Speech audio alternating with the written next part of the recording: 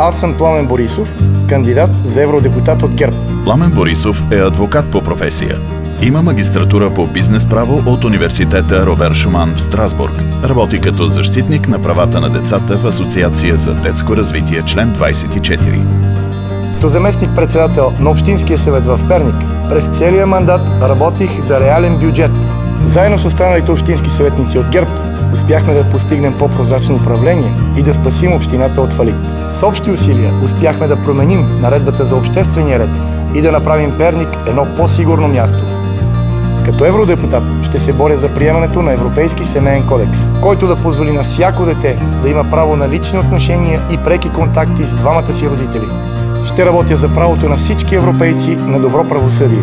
Гласувайте за ГЕРБ, защото ние сме единствените, които правим това, което казваме.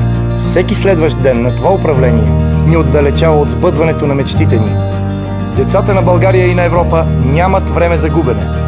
ГЕРБ, номер 18 в бюлетината. Купуването и продаването на гласове е престъпление.